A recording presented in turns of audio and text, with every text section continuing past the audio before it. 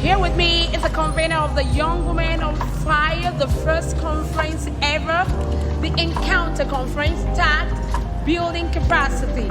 This is Mrs. Tope Akinpelu. You are welcome to this program.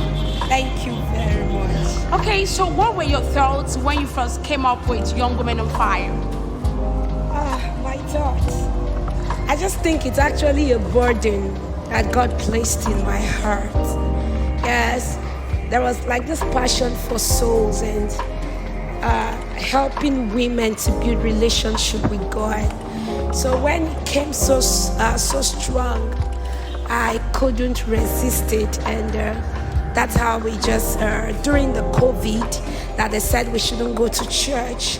So since we couldn't go to church, we can actually pray from our homes, and one or two friends we gathered and started praying 3 years ago. And from there we discovered that one person tell another, from 20 to 30 women, and 30 today to over 500 women. And by the grace of God, I know after this meeting it's going to increase. Women are beginning to catch the fire, beginning to understand their purpose and to burn for God. There is now this urge, there is now this burden for them to actually step into the place of purpose and destiny. Right, so born out of COVID-19 3 years ago, the Young Women on Fire began this very long journey. I want to ask you, when you first began, what were your expectations? What was the move since it began? Actually, my expectation was to see women burn for God. Yes, my expectation was to see women understanding their place in the kingdom and taking their place and not allowing the devil to continue to mess them around. That was just my burden, to see souls saved, to see women stepping into purpose and fulfilling God's will for their life. So when I see a woman that is not serious with God, I have this, it pains me. So I was just like wanted to get close. I wanted to just, that's just it. It's just a burden to help women burn. So we have today the Alimosho Invasion, that's the Encounter Conference tagged Building Capacity. All right, from what has happened from the throng of women you have brought to minister to these women, what do you think? What has happened? What's the testimony so far in this particular program? You can see that it's already an amazing testimony. People came out in mass, the hall was filled to the brim, and you could see it in all their faces. You could see the excitement. You could see people trying to like, wow, so I could be a better woman.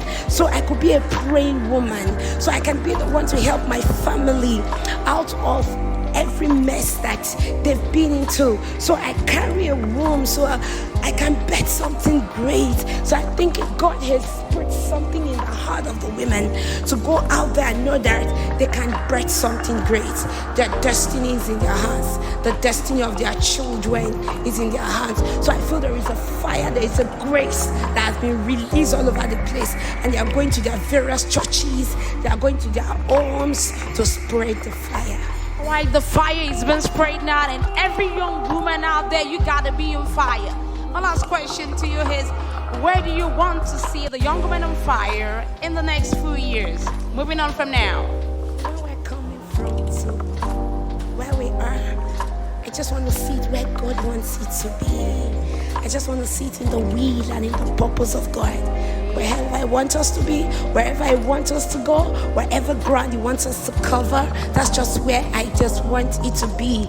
The grace I pray for is the grace to hear Him, the grace to just do what He wants, to just do what He wants, the grace to stay with Him and just do His will. So in the next 5 years, I know nations, women would have birthed great things of the Lord.